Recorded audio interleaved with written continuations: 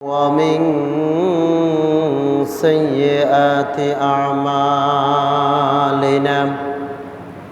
من يهده الله فلا مضل له ومن يضلله فلا هادي له ونشهد أن لا إله إلا الله وحده لا شريك له الذي أرسله بالحق بشيرا ونذيرا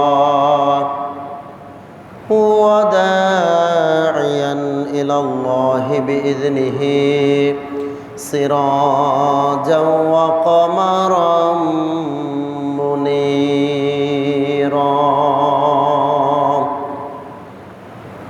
أما بعد فقد قال الله تعالى في كلامه المجيد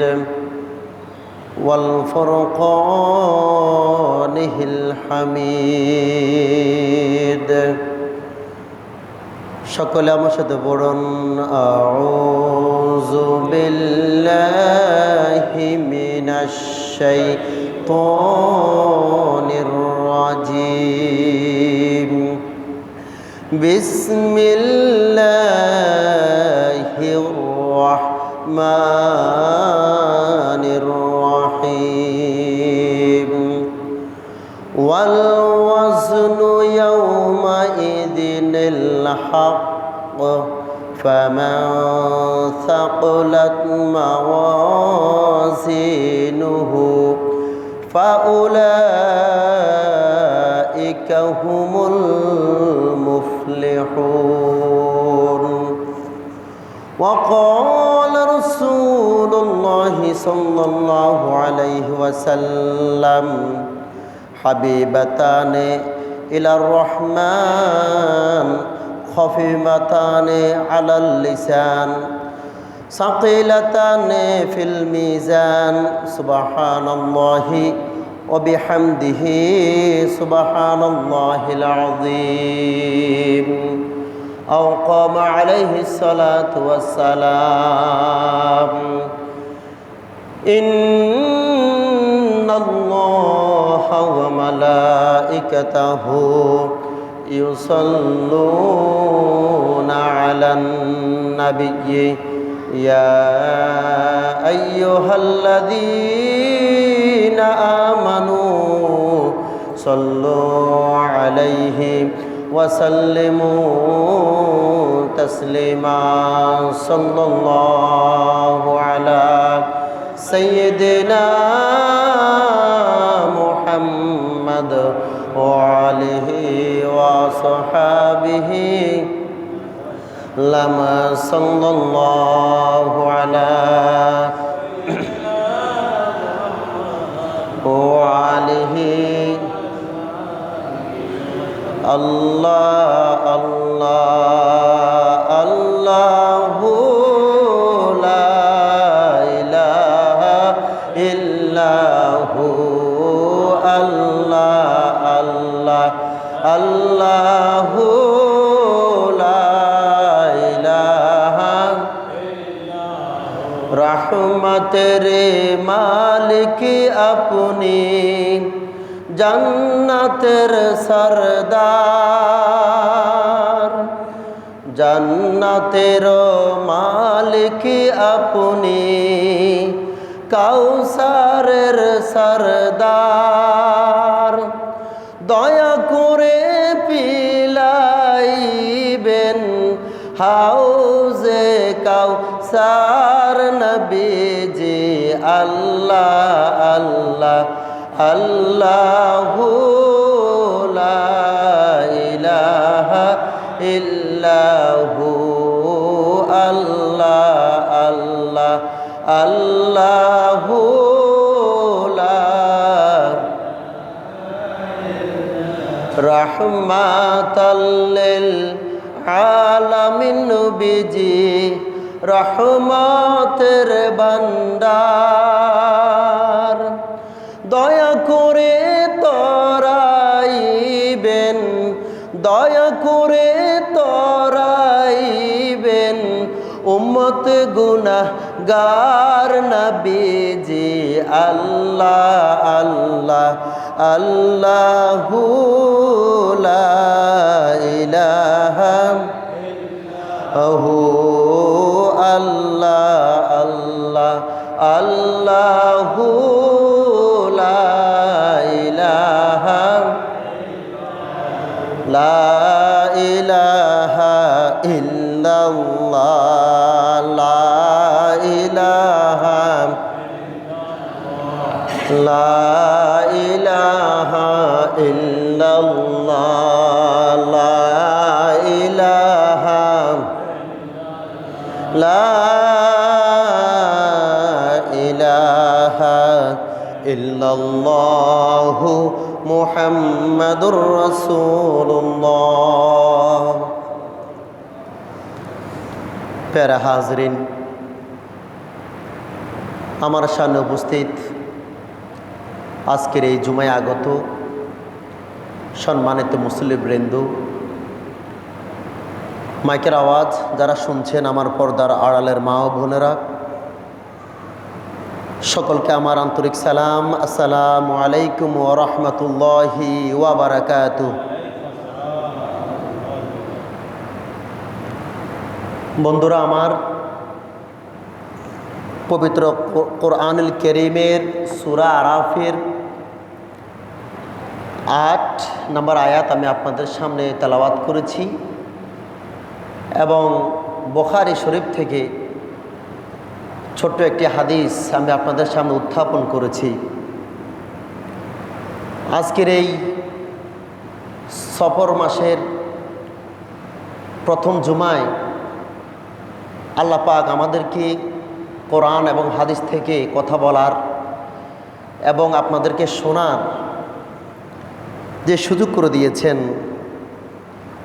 যে মাসে রাসূলুল্লাহ সাল্লাল্লাহু আলাইহি ওয়াসাল্লাম উনি মক্কা থেকে মদিনায় হিজরত করার জন্য নিজেকে প্রস্তুত করে রেখেছিলেন, সেটা হচ্ছে সফর মাস।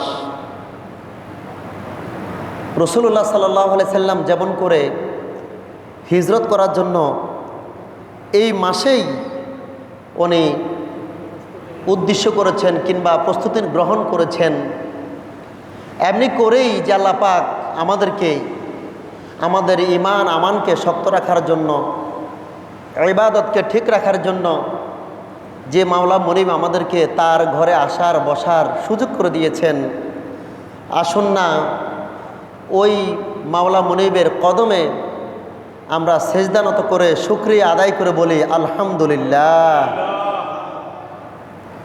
হাজরিন, তার সাথে সাথে আমাদের দয়াল নবীজি রসুল আরবি কুল কায়নাতের যিনি সরদার, ইহকাল এবং পরকালে যার রাজত্ব ছিল এবং থাকবে, ওই নবীর তাজিমে সম্মানে আমরা একবার বলি সাল্লাল্লাহু আলাইহি ওয়াসাল্লাম। প্যারা হাজরিন,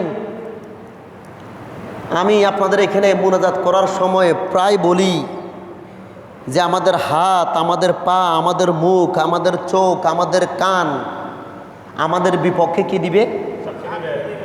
এটা তো সত্য। এতদিন মুখে বললাম, আজকে কোরআন এবং হাদিস থেকে কিছু বলবো। এখন আল্লাহ ফেরেশতা রাখলেন, দুই কাঁধে দুই ফেরেশতা রাখলেন, তারা আমল নামা আমাদের লিখতেছে। এখন এরপরেও আল্লাহ কেন আমাদের দেহের অঙ্গ প্রত্যঙ্গকে বলবেন? তারা সাক্ষী দিবে। আসসালামু আলাইকুম। তো ব্যাপারটা হলো, এটা আল্লাহর আবদার ছিল না যে আমাদের হাত পা চোখ সাক্ষী দেখ। এটা আল্লাহর কি ছিল না আবদার? এটা বান্দা চাইছে। কে চাইছে? বান্দা চাইছে। বান্দা কেন চেয়েছে? বান্দা বাঁচার জন্য। কিসের জন্য? বাঁচার জন্য। এখন বান্দার অঙ্গ প্রত্যঙ্গ হাসরের মাঠে সাক্ষী দিবে। আল্লাহ পাক রব্বুল আলামিন সূরা আরাফের 8 নম্বর এবং 9 নম্বর আয়াতের মধ্যে এই কথা তুলে ধরেছেন। মূলত বান্দার আমলনামা সাক্ষীর জন্য, আল্লাহর কাছে দেখানোর জন্য অঙ্গ প্রত্যঙ্গের দরকার ছিল না। ফেরেশতারা যেটা লিখতেছে, আল্লাহ যখন ওজন করবেন, আল্লাহ সাথে সাথে বুঝবেন কোন বান্দার আমলনামা ভারী আর কোন বান্দার আমলনামা হালকা। আল্লাহ বুঝবেন না? এটা বুঝবেন তো? তাহলে এরপরেও কেন হাত পা সাক্ষী দিবে? আমি এতদিন বুঝলাম বান্দা যখন পালানোর জন্য চেষ্টা করবেন হয়তো আল্লাহ দেখাবেন, কিন্তু না, কোরআন এবং হাদিসে এসেছে বান্দা নিজে আল্লাহকে বলবে আমি করো সাক্ষী মানি না, আমার সাক্ষী আমার দেহের অঙ্গ প্রত্যঙ্গ দিবে, আমি সেটা বিশ্বাস করব। এটা হচ্ছে বান্দার কথা। কার কথা? আল্লাহর কাছে বান্দার কথা। তখন আল্লাহ বান্দার মুখটা আটকিয়ে দিবেন। সুবহানাল্লাহ বলেন। অর্থাৎ মুখ বন্ধ রাখতে হবে। কি রাখবেন? মুখ বন্ধ রেখে হাত পাকে অর্ডার দিবেন, তুমি তোমারটা বলো। এবার হাত পা বলা শুরু করবে, হাত বলা শুরু করবে, পায়ের জবান খুলে যাবে, হাতের জবান খুলে যাবে। হাত পা আপনার 63 বছর, 70 বছর, 50 বছর জিন্দেগিতে আপনি কি কি করেছেন, হাত পা সব বলতে থাকবে। তখন আপনি বাধ্য হয়ে বলবেন, হায় রে হাত, হায় রে পা, যা করছি তোর জন্য করেছি, আমার জন্য করি নাই, আর আজকে তুই আল্লাহর কাছে আমার জন্য বিচার দিচ্ছিস, নালিশ দিতেছস। ওই বান্দা কি হয়ে যাবে? আফসোস করবে। আল্লাহ পাক এই সূরা আরাফের 9, 8 এবং 9 নম্বর আয়াতের মধ্যে আল্লাহ পাক তুলে ধরছেন। আল্লাহ পাক বলতেছেন, ওয়াল ওয়াজনু ইয়াউমা ইজিনিল হক, আমি অবশ্যই কাল কিয়ামতের মাঠে তোমাদের জন্য মিজান দাঁড় করাবো, পাল্লা দাঁড় করাবো। কি দাঁড় করাবো? মিজান। মিজান মানে পাল্লা। আমরা যেটা ধান মাপি, তারপরে বিভিন্ন কাজকর্ম যেটা আমরা করি, এটাকে বলে আরবিতে বলে মিজান। কি বলে? আরবিতে বলে মিজান। তো আল্লাহ এটা দাঁড় করাবেন। আল্লাহ পাক বলছেন, ওয়াল ওয়াজনু ইয়াউমা ইজিনিল হক, সত্য মিথ্যা পার্থক্য করার জন্য আমি আল্লাহ হাসরের মাঠে মিজানের পাল্লা বসাবো। কি বসাবো? মিজানের পাল্লা বসাবেন। এরপর আল্লাহ বলতেছেন, ফামান সাকুলাত মাওয়াজিনুহু, যার আমল নামা বাড়ি হবে, যার আমল নামা, এটা সূরা আরাফ, সূরা আরাফ 8 নম্বর আয়াত এবং 9 নম্বর আয়াতের কথা। আল্লাহ মিজানের পাল্লা বসাবেন হাসরের মাঠে সবার সামনে।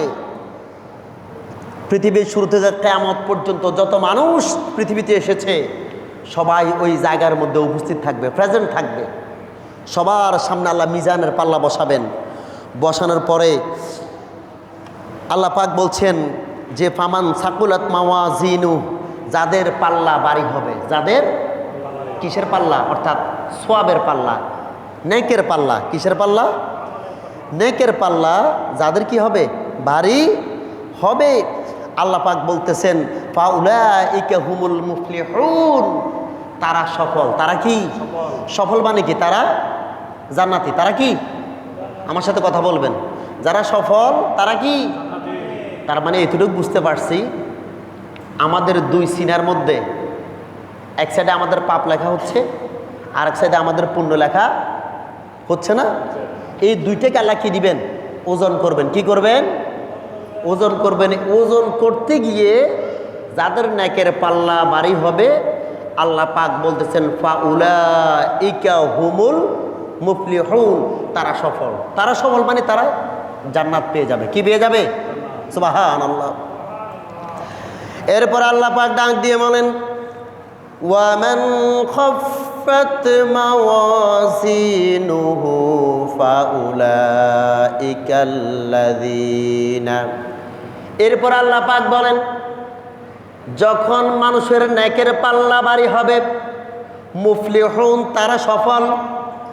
এরপরে আল্লাহ পাক বলেন, যাদের গুনার পাল্লাটা হালকা, নেকের পাল্লা হালকা হবে। কি হবে?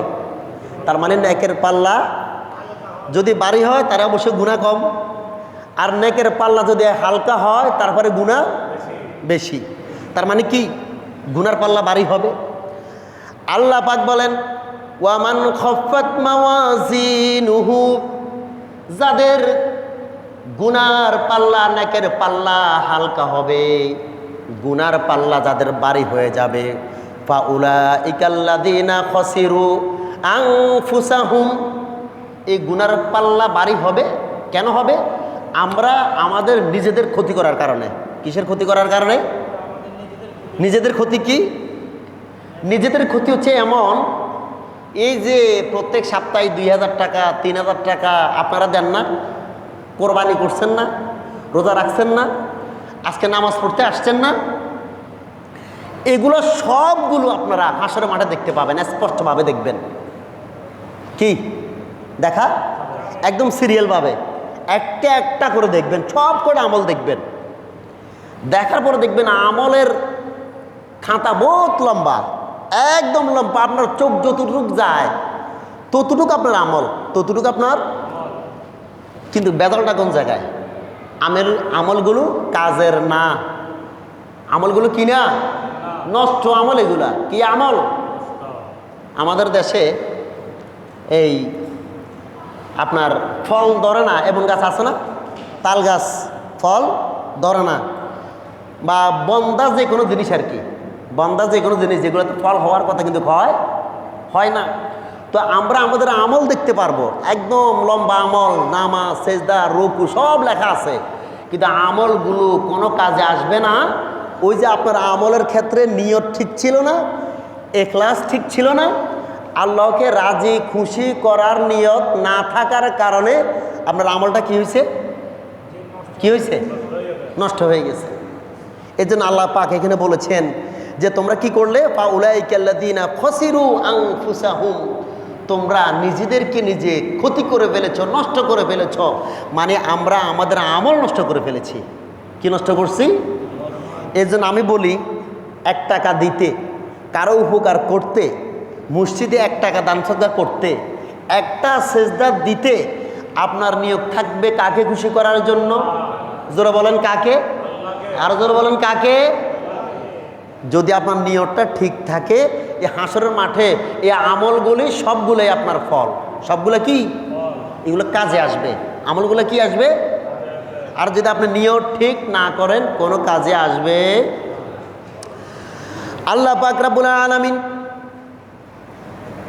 আমাদেরকে ডাক দিয়ে বলেন, বান্দারা আমার, তোমাদের আমল যাদের ক্ষতি হয়ে গেছে, নষ্ট হয়ে গেছে, আল্লাহ পাক এরপরে বলেন বিমা কানু বিআয়াতিনা ইয়াযলিমুন, যারা আমার আয়াতকে অস্বীকার করেছে, করে না? আয়াত অস্বীকার করে না? কাফের মুশরিকরা তো করে, আমরাও করি না? কেমন অস্বীকার দেখেন। ইমাম সাহেব আজান দেয়, নামাজে আমরা আসি।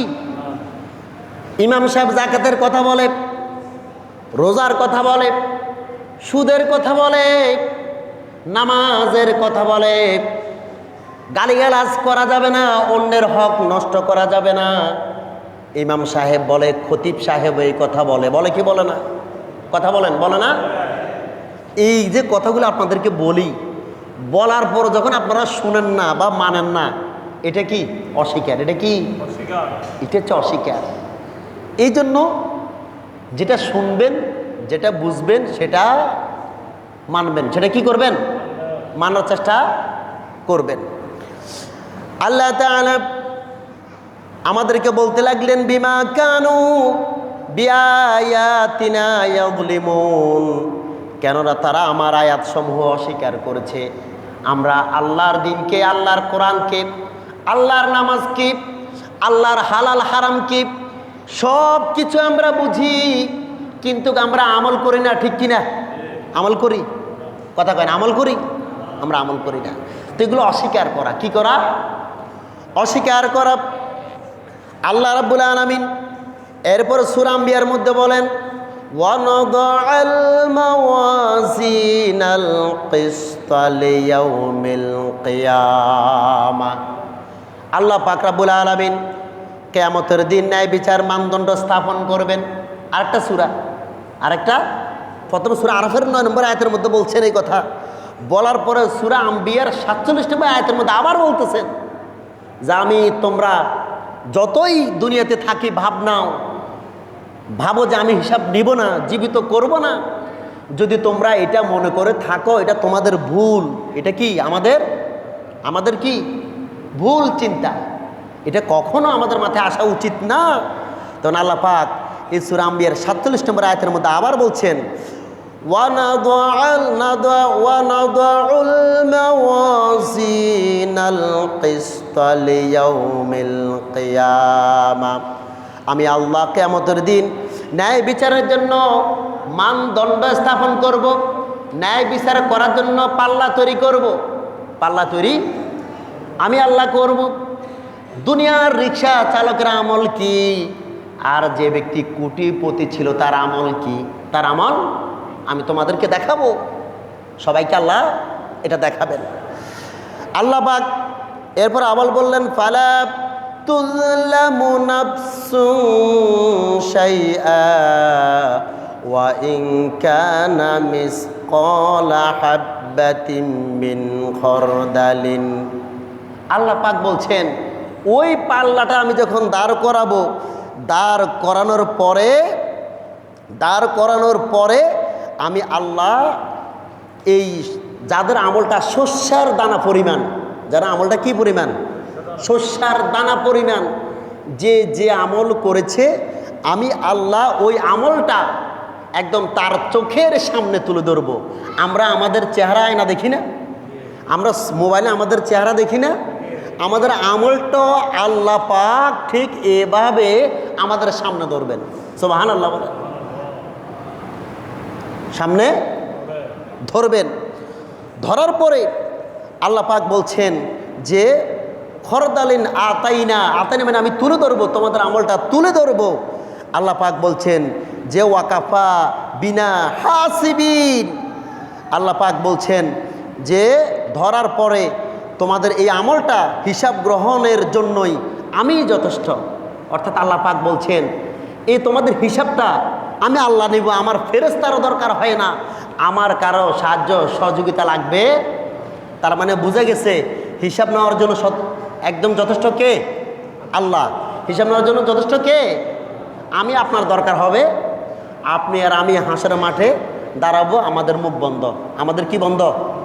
মুখ বন্ধ। আমাদের আর কোনো কাজ নাই, আমাদের কোনো কথা থাকতে পারবে না, আল্লাহ নিজে নিতে পারবেন। কিন্তু এরপরেও সলিমউদ্দিন, কলিমউদ্দিন, রফিকউদ্দিন আল্লাহর সাথে বাড়াবাড়ি করবে। কি করবে? আল্লাহ এগুলো বুঝাচ্ছেন কেন? এই কথাটা লাস্টে আসতেছি তো আমি।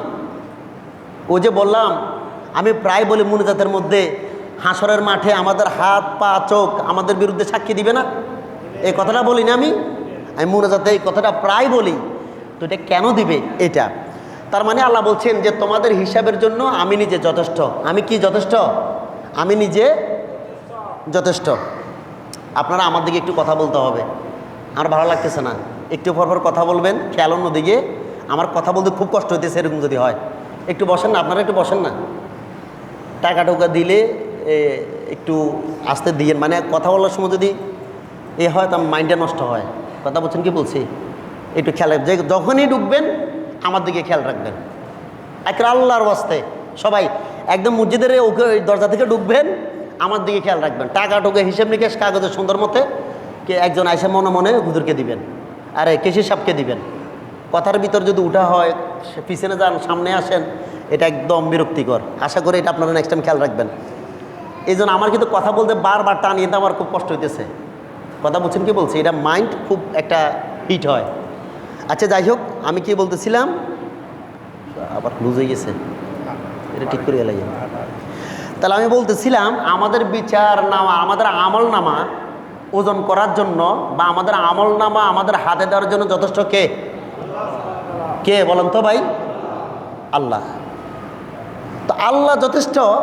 সূরা আম্বিয়ার 47 নম্বর আয়াতের মধ্যে আল্লাহ পাক এই কথাটা বললেন।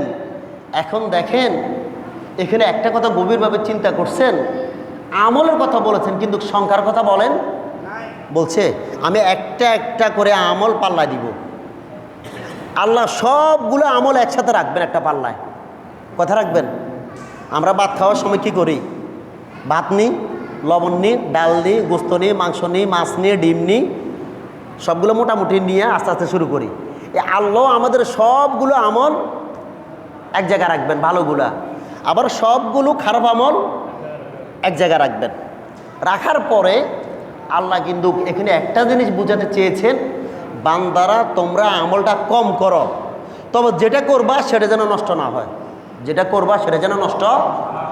তুমি বেশি বেশি নামাজ পড়লা, বেশি বেশি দান সদকা করলা, কিন্তু তোমার নিয়ত ঠিক ছিল না, এগুলো নষ্ট হয়ে গেল, এটা কোনো লাভ আছে? লাভ নাই। এই জন্য এই আমল তো ওজন করবেন, এটা পাল্লায় দিবেন বলতে আল্লাহর কুদরতে আপনার আমল না এগুলো দেখা যাবে কোনটা ভারী কোনটা হালকা, কোনটা ভারী। এবার আমরা সব একটু বলেন তো, আমরা চাই না আমাদের নেকের আমলটা ভারী হোক? আমরা চাই না আমাদের নেকের আমলটা ভারী হোক? আমরা চাই না? আমরা চাই। তো চাইতে গেলে একদম যে নামাজ, ধরেন আজকে একক তো নামাজ পুরো সপ্তাহ পড়েন নাই, শুধু এই আজকে জুমা পড়তে আসছেন, আপনি আজকে আসছেন আর পড়েন নাই, এই যে পড়তে আসছেন 2 রাকাত পড়বেন, ধরেন কয় রাকাত পড়বেন? এখানে বেশিরভাগ আছে 2 রাকাত পড়েন। এই 2 রাকাত পড়তে আসছেন দেখা বা পড়লেও আপনি মনোযোগ দিয়ে পড়তে হবে। কথা বুঝছেন কি বলছি? আপনি 2 রাকাত পড়তে আসছেন, তো আপনি 2 রাকাত নামাজই পড়েন, তবে বাবারা বুঝে শুনে পড়েন, ভালো করে পড়েন, মন দিয়ে পড়েন। কথা বুঝছেন কি বলছি? মানে এটাই আর কি, আল্লাহকে খুশি করার জন্য আমি সেজদা দিচ্ছি, এইটাই হচ্ছে আপনার কাজ। এটা কি সামনে পিছে ডাইলে বামে আমার আর কেউ আছে? আপনি নামাজের মধ্যে যদি ভয় আনতে হয়, একদম সহজ নিয়ম হচ্ছে কি জানেন? আপনি কবরের কথা চিন্তা করবেন। কি করবেন? কবরে রাখার পরে আপনার ডাইনে বামে সামনে পিছে উপরে, উপরে নিচে, মাটি ছাড়া আর কিছু আসেনি? আসেনি? ব্যাস এটাই, এটা চিন্তা করবেন, আপনার নিয়ত ঠিক। আপনার নিয়ত আর কিছু লাগবে না আপনার নিয়ত ঠিক করার জন্য। নিয়তটা বাঁধছেন, মন বসতেছে না, তো আপনি চিন্তা করবেন কাকে কবরে নামাইছি, কারে কবরে নামাইছি। আমরা অনেক ক্ষেত্রে বন্ধুবান্ধব হাসা নিয়ে একটা প্রতিযোগিতা ধরতো, মানে কে না হাসি থাকতে পারে। তা আমি ওই কাফন দিয়ে তো 3 গিঁড়ে দেয়, 3 গিঁট দেয় না মানুষের, একটা পায়ের সাইডে, একটা মাঝখানে, আর একটা কোথায়? এই যে চিহ্নটা, সাদা যে লম্বা যে চিহ্নটা, মানুষ মারা যাওয়ার পরে কাফন দিয়ে তারা বাঁধতে রাখে না? আমি এই জিনিসটা প্রায় চিন্তা করি, এটা আমার অভ্যাস। মানে কেউ যদি হাসাতে যদি চায় জোরাজোরি করি, তখন আমিও মাথার মধ্যে কি ওই লাশের এই যে একটা পিকচার দেখা যায়, চোখে ভাসে না আমাদের? আপনারা কত মানুষের কবরে নামাইছেন না? এগুলো মাঝে মধ্যে মনে আসে না? ওই ক্রিটিক্যাল সময় এইগুলো আপনি চিন্তা করবেন, দেখবেন তখন আপনার মনে হাসিও আসবে না, মনটা একটু আস্তে করে কি হবে, আল্লাহমুখী হবে না? এগুলো মাথায় রাখবেন। নামাজে দাঁড়াইলে এগুলো মাথায় রাখবেন। নামাজে দাঁড়াইলে লাশের কথা মনে করবেন, কবরের কথা মনে করবেন। যেমন আপনার কাছে দুনিয়ার স্ত্রী, বাচ্চা, ছেলে, সন্তান, ধন সম্পদের মায়া আর আসবে না। আল্লাহ পাক এই সূরা আম্বিয়ার মধ্যে বললেন যে আমি ওজন করব, তোমাদের আমলগুলি আমি আলাদা আলাদা কি করব, দেখাই দিব। এখন আল্লাহ পাক রাব্বুল আলামিন এই সূরা কারিয়ার, যে সূরাটা আমরা 30 পারার মধ্যে সূরাটা আছে, লিয়াবলুয়াকুম আইয়ুকুম আহসানু আমালা। এই যে এখানে ছোট বড়, ধনী গরিব সবাই আসছে না? আসছে না? কার আমলের কি অবস্থা সেটা আমরা জানি, কিন্তু আল্লাহ হাসরের মাঠে আমাদেরকে দেখাবেন কার আমলের কি অবস্থা। কার আমলের? আমার আমলের কি অবস্থা আপনারা যেমন জানেন না, আপনাদের কি অবস্থা সেটাও আমি জানি, কিন্তু আপনাদের সাথে আমার একবার দেখা হবে, একবার দেখা রুহের জগতে একবার হয়েছে, রুহের জগতে একবার, এই রুহের জগতে দেখা হয়েছে বিদে আজকে আমি আপনাদের মিম্বরে। কথা বুঝছেন কি বলছি?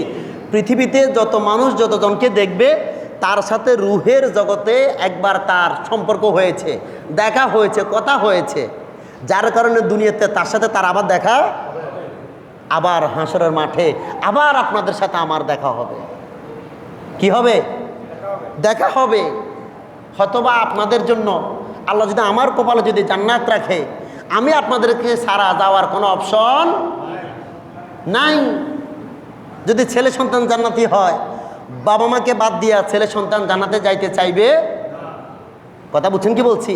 ইমাম সাহেব যদি জান্নাতি হয় উনি যাবে না, উনি যেতে চাইবে না, কারণ উনি আপনাদের ঘরের এক মুঠো ভাত খেয়েছে। এই উসিলা ধরে উনি আল্লাহর কাছে আবেদন করবে, আমি ওনার ঘরে এক মুঠো ভাত খেয়েছি, আল্লাহ এই খাওয়ার উসিলা আপনি তাকে জান্নাত দেন। সুবহানাল্লাহ। এই জন্য আল্লাহ পাক রব্বুল আলামিন সূরা কারিয়ার মধ্যে বললেন, লিয়াবলুয়াকুম আইয়ুকুম আহসানু আমালা। আল্লাহ পাক হাসরের মাঠে আপনার আমার আমল নামা কর্মফল দেখাবেন। আমার বন্ধুরা, আমি যেটা বলতেছিলাম সেটা হচ্ছে আমাদের অঙ্গ প্রত্যঙ্গ আমাদের হিসাব দিবে না? দিবে। এর আগে আমি একটা হাদিস বলি। রাসূলুল্লাহ সাল্লাল্লাহু আলাইহি সাল্লাম, হযরত আনাস রাদিয়াল্লাহু তাআলা আনহু বলেন যে রাসূলুল্লাহ সাল্লাল্লাহু আলাইহি সাল্লাম বসে একটা হাসি দিলেন। কি দিলেন? এরকম মজলিসে বসছেন, বসে হাসলেন। কি করলেন? মুচকি হাসি দিলেন। এখন সাহাবীর হচ্ছে আশেপাশে। সাহাবীরা কোথায়? আশেপাশে। সাহাবীরা আরজ করলে, ইয়া রাসূলুল্লাহ, যে রসুল বলতেছেন যে আমি যা হাসলাম তোমরা জানো আমি কেন হাসলাম? কে বলছে? আল্লাহর হাবিব বলছেন। কাদেরকে? সাহাবীদেরকে। কে হাসলো? আমার কথা বুঝেন আপনারা? রসুল হাসলেন। কে হাসলো? আমাদের নবী যে হাসলেন। কাদের সামনে? তখন রসুল যখন ঘুরে বসলেন, রসুল বলতেছেন, সাহাবীদেরকে জিজ্ঞেস করলো যে আমি যা হাসছি তোমরা কি বুঝছো আমি কেন হাসছি? তখন সাহাবায়ে কেরাম বলল, না, এটা আল্লাহ এবং তার রসুল ভালো জানে। এটা সাহাবীদের আদব ছিল। কি ছিল? যেটা রসুলরা জানতো না, বলতেন যেটা আল্লাহ জানে সেটা আপনি জানেন, যেটা আপনি জানেন সেটা আল্লাহ এবং তার রসুল ভালো। রসুল যখন হাসলেন তখন রসুল ইসলাম উত্তর দিলেন, মানে হাসিতে বললেন যে আমার একটা কথা মনে হয়েছে, একটা কথা স্মরণ করে আমি হাসলাম। সেটা কি কথা? ইয়া রাসূলুল্লাহ, মনে হলো যে হাসরের হিসাবের সময় বান্দা তার পালনকর্তাকে বলবে, হে আল্লাহ, হে পরওয়ারদিগার, আপনি কি আমাকে জুলুম থেকে আশ্রয় দিবেন না? জুলুম থেকে। দেখেন ব্যাপারটা কেমন। আমরা ছেলে সন্তান বাবাকে বলে না, আনে বাবা হিসেবে আরও দেখতে পারেন না? বাপে কি কয়? ওমা তুই আর হুত, অবশ্যই আয় তোর দেখতে মারি, এটা বলো না? বাপ এটা কয়নি? দেখেন বান্দা আল্লাহরে কোন জায়গা বাজার। আল্লাহ, আপনি কি আমাকে জুলুম থেকে আশ্রয় দিবেন না? দেন নাই। বান্দা এইভাবে আল্লাহকে বলবে। আল্লাহকে বলার পরে আল্লাহ বলবে, আল্লাহ বলতেছেন, হ্যাঁ আমি তো অবশ্যই তোমাকে আশ্রয় দিয়েছি, অবশ্যই দিয়েছে তোমাকে আমি আশ্রয়। তখন বান্দা বলবে, তাহলে আমি আমার হিসাব নিকাশের ব্যাপারে কারো সাক্ষী চাই না। কারো সাক্ষী মানে আমি ফেরেশতার কথা শুনতে রাজি ন। বুঝছেন নি? ফেরেশতা এগুলো লিখছে সারা বছর, 50 বছর, 70 বছর, 80 বছর। আমি কি না, আমি ফেরেশতার কথা মানি না। এই আমল নামা আমার দরকার না, আমি এটা শুনতে চাই না, এটা শুনতে। আল্লাহ বলতেছেন তাহলে আমি কি করতাম? তখন এই বান্দা বলবে যে আমি তখন আমার অস্তিত্বের মধ্যে মানে আমার অঙ্গ প্রত্যঙ্গের মধ্যে, মানুষের অস্তিত্ব কি? হাত, পা, চোখ, কান, নাক, এগুলোই তো আমাদের অস্তিত্ব নাকি? এগুলো না থাকলে আমরা মানুষ হতে পারবো? আমাদের মানুষের অস্তিত্ব থাকবে? তখন এই বান্দা বলতেছে যে আমার অস্তিত্বের মধ্য থেকে কোনো সাক্ষী না দাঁড়ালে তোমার এই বিচার এই মিজানের পাল্লার ওজন আমি মানি না। কথাটা কি যেমন তেমন কথা নাকি? ধরেন এই কথা আমি বললাম, আমি আল্লাহকে এই কথাটা বলতেছি যে আপনি আমার আমলনামা এখানে তুলে ধরলেন সবার সামনে, আমি এটা মানি না। আমি মানব আমার দেহের যে অঙ্গগুলি আছে তারা আমার পক্ষে, তারা যেটা বলবে আপনি সেটা মানতে হবে। আপনি আমার কথা মানবেন, আমার দেহের, আমার হাতের কথা মানতে হবে, পায়ের কথা মানতে হবে, মুখের কথা মানতে হবে। এটা কাকে বললাম? আমি আল্লাহকে বললাম। তার মানে কি? আল্লাহর এ কোরআনের কথা, ফেরেশতার কথা আমরা অস্বীকার করলাম না? আমি অস্বীকার করলাম না? তখন আল্লাহ বলবেন, আচ্ছা ঠিক আছে, আচ্ছা কি ঠিক আছে, তুমি কার সাক্ষী মানবা? তখন বলল যে আমার অঙ্গ প্রত্যঙ্গের মধ্যে আমার হাত আছে, পা আছে, আমরা এরা যে রায়টা দিবে আপনি সেটা মানবেন। তখন আল্লাহ তাআলা বললেন, কাফা বিনাফসিকা ইয়াউমা আলাইকা হাসিবা। শোনো বান্দা, তুমি খুশি হয়েছে এই কথা বইলা? তোমার আমলের হিসাব করার জন্য তোমার দেহের অঙ্গ প্রত্যঙ্গই যথেষ্ট, আমার আল্লাহর কোনো দরকার নাই। সুবহানাল্লাহ বলেন। দেখছেন আল্লাহ কি বলছেন? আল্লাহ বলতেছেন, কাফা বিনাফসিকা ইয়াউমা আলাইকা হাসিবা। আজকের এই দিনে বান্দা তুমি আমার ফেরেশতাকে অস্বীকার করলা, বুঝলাম। তুমি বলছো তোমার অঙ্গ প্রত্যঙ্গ যা বলবে সেটা তুমি মানবা, ঠিক আছে। আজকের এই দিনে তোমার অঙ্গ প্রত্যঙ্গই তোমার আমল নামা ভালো না খারাপ প্রমাণ করার জন্য যথেষ্ট। সুবহানাল্লাহ। এই যে মুনাজাত, আমি প্রায় কথাটা বলি যে আমরা হাসরের ময়দানে হাতের মুখের আমাদের বিপক্ষে যাক, সেটা আমরা চাই। কিন্তু দেখেন আল্লাহ পাক রব্বুল আলামিন এই আয়াতটা নাজিল করার পরে বললেন, বান্দারারে আমার, তোমাদের হিসাব দেখানোর জন্য আমার আল্লাহর কোনো দরকার নাই। তোমার হাত পা তোমার সাক্ষী যেটা হবে সেটাই আমার জন্য যথেষ্ট। এরপর আল্লাহ পাক তার মুখের মোহরটা আটকে দিবেন। মুখেরটা কি দিবেন? মুখটা বন্ধ। মুখ কি থাকবে? যেহেতু হাত পার কথা বলা হয়েছে এখানে, ব্যাস। তখন হাত পাকে আল্লাহ তাআলা বলবেন যে তুমি সাক্ষ্য দিবে। এরপর তার মুখ খুলে দেওয়া হবে, অর্থাৎ যখন মুখটা বন্ধ করে দেওয়া হবে, হাত পা যখন তার বিরুদ্ধে সাক্ষী দিবে, কি দিবে? হাত পা তার বিরুদ্ধে যখন সাক্ষীটা দিয়ে ফেলবে যে আপনি হাত দিয়া কার ক্ষতি করেছেন, পা দিয়া আপনি এই সিনেমা হলে গিয়েছেন, একজনকে হত্যা করার জন্য গিয়েছেন, পা পায়ের কথা বলবে, হাত হাতের কথা বলবে, যখন কান কানের কথা বলবে, তখন এগুলো যখন বলবে বান্দার মুখ তো বন্ধ থাকবে বলার সময়, নাকি? এরপরে আল্লাহ বলার পরে বান্দার মুখটা আল্লাহ খুলে দিবেন। বান্দার মুখ কি দিবেন?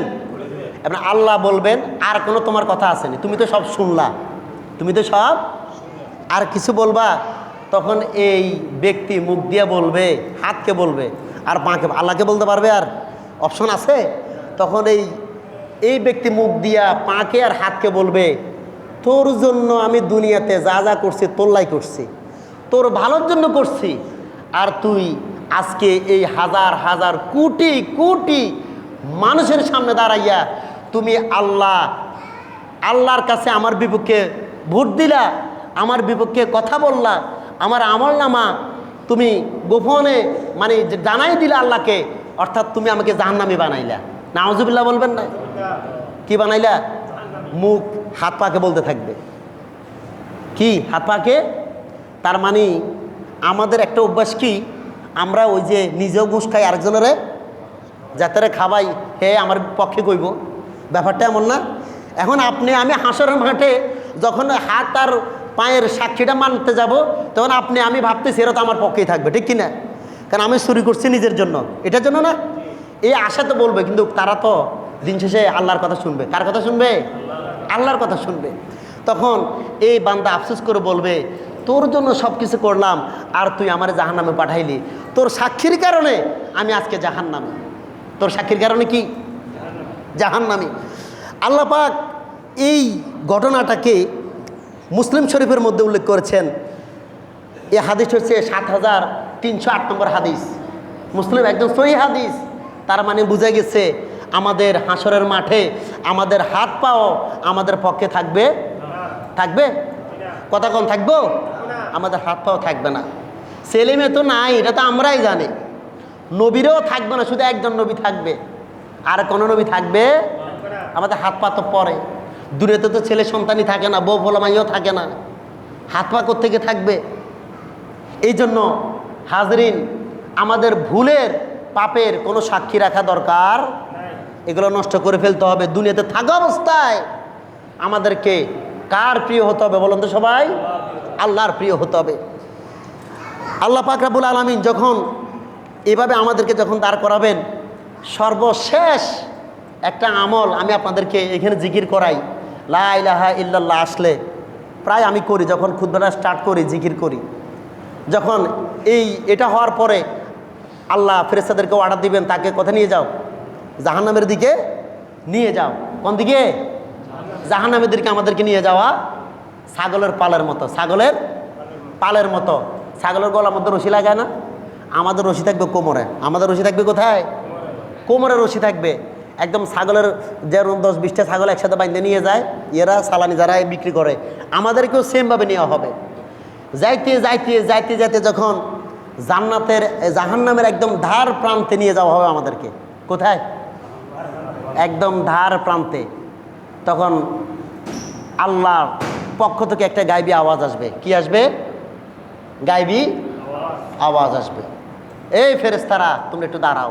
সুবহানাল্লাহ বলবেন না? দেখেন ছোট্ট একটা আমল, এটা একদম ছোট্ট একটা আমল।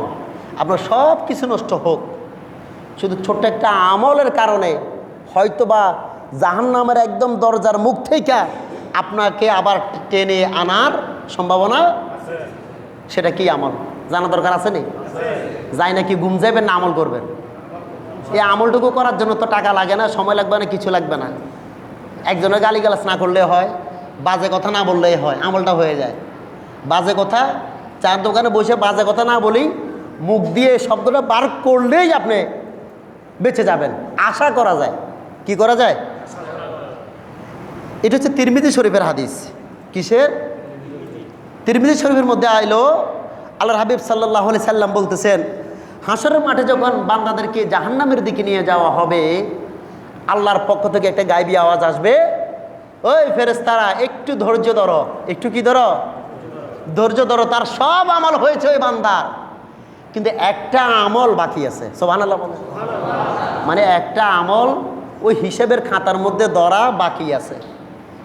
সুবহানাল্লাহ বলেন। ওই বান্দা বলবে, বান্দা খুশি হবো না বেজার হইব? কথা কয় না, খুশি হবো না বেজার হইব? আহারে আল্লাহ, কেমন খুশি! জান্নাত পাই না না পাই সেটা পরের হিসাব, এখানে যে আমার এখানে আটকিছে সেটাই অনেক কিছু। আল্লাহ পাক ফেরেশতাদেরকে ডাক দিয়ে বলবেন, ও ফেরেশতারা, তার আমল নামার মধ্যে নেক আমলের মধ্যে একটি আমল তার বাকি আছে। বান্দা নিজেও জানে না কি একটা আমল বাকি আছে। আল্লাহ পাক আবার ফেরেশতাদেরকে ডাক দিবেন, বললেন, ও ফেরেশতারা, তারা আমলের পাল্লা হালকা হয়েছে? হ্যাঁ হয়েছে। আমার ওই বান্দা লা ইলাহা ইল্লাল্লাহ, সুবহানাল্লাহ বলেন। শব্দটা কি? লা ইলাহা ইল্লাল্লাহ। আমার এই বান্দার এই আমলটা তোমরা ওজন করো নাই। সুবহানাল্লাহ। এ লা ইলাহা ইল্লাল্লাহ এতটুক মুহাম্মদুর রাসূলুল্লাহ এখানে নাই, হাদিসের মধ্যে আসছে লা ইলাহা ইল্লাল্লাহ। এই জন্য একটা কথা বলি, যারা জীবনে একবার কালিমা পড়েছেন, জীবনে খালি মুখে না অন্তর থেকে? জোরে বলেন, খালি মুখে না অন্তর থেকে? জীবনে একবার যারা মন থেকে কালিমা পড়েছে, একবার, আল্লাহ পাক বললেন লা ইলাহা ইল্লাল্লাহ, এই অংশটুকু আমার এই বান্দার আমলের মধ্যে দাও। সুবহানাল্লাহ। যখন বান্দার আমলের মধ্যে দেওয়া হবে, আমল তো হালকা, নেকের আমল কি? লা ইলাহা ইল্লাল্লাহ আমার বান্দা দুনিয়াতে পড়েছে, ওই আমলটা তার আমলের মধ্যে দিয়ে দাও, নেকের পাল্লার মধ্যে দিয়ে দাও। যখন আমলটা দেওয়া হবে, লা ইলাহা ইল্লাল্লাহ যখন বান্দার আমলের মধ্যে রাখা হবে, নেকের পাল্লার মধ্যে যখন রাখা হবে, তখন বান্দার গুনার পাল্লার চাইতে নেকের পাল্লা ভারী হয়ে যাবে। তখন আল্লাহ পাক বলবেন, বান্দারা রে, তোর এই লা ইলাহা ইল্লাল্লাহ আরো আছে, তাসবিহ আরো আছে এখানে, সুবহানাল্লাহ বিহামদিহি আল্লাহু আকবার, এই আমলগুলো আপনাকে জাহান্নাম থেকে জান্নাতের দিকে আনতে কাজে লাগবে কি লাগবে না? তো সুবহানাল্লাহ, আল্লাহু আকবার, আলহামদুলিল্লাহ, এই শব্দগুলো পড়তে কি ভাই আমাদের কি কষ্ট আছে নি? তাহলে পড়েন না কা? বিচার মানে তাল গাছ, সবে বুঝি, তবে এটা তোর মনে থাকে না। কি থাকে না? দেখছেন এই তিরমিজি শরীফের হাদিসটা, বান্দার একটা কালিমার শব্দ লা ইলাহা ইল্লাল্লাহ, সুবহানাল্লাহ, আলহামদুলিল্লাহ, ওই যে বললাম যে খফিফাতান আলাল লিসান সাকিলাতান ফিল মিজান, বান্দার জিহ্বা দিয়ে মিজানের কাছে যখন যাবে, যে কিছু কিছু আমল সুবহানাল্লাহ, আলহামদুলিল্লাহ, আল্লাহু আকবার, এই আমলগুলি বান্দার নাজাতের উসিলা হয়ে যাবে। সুবহানাল্লাহ। এই জন্য এই আমলগুলো করবেন, জিকিরগুলো করবেন, অযথা কথাবার্তা না বলে আমলগুলো করবেন। আপনি আল্লাহ চাইতে বিপদ থেকে বেঁচে ইনশাআল্লাহ পারবেন তো আপনারা আমলগুলো করতে? পারবেন তো ইনশাআল্লাহ? আমি ছোট হয়ে বলে যাই আপনাদেরকে, দিন শেষে আমিও আপনাদের থাকবো না, কবরে, হাসরে, মিজানের পাল্লায় ছেলে সন্তানও থাকবে, যাবে শুধু কি আপনার ঈমান। আর এই জন্য কম আমল করেন, ভালো করে করেন। কি করেন? কম আমল করেন, নিয়তটা ঠিক রাখবেন। যা করার জন্য, যা আমল করছে কার জন্য, এই নিয়তটা রাখবেন। 2 রাকাত পড়েন, সেটা কার জন্য? এটার জন্য আপনি বেঁচে যাবেন। কোনো সমস্যা হবে, উসিলা থাকতে হবে। কি থাকতে হবে? উসিলা থাকতে হবে। হাজরিন, এর দিকে আপনারা লক্ষ্য রাখবেন। 5 ওয়াক্ত নামাজ পড়বেন, বিপদ আপদ থেকে হেফাজত করবেন।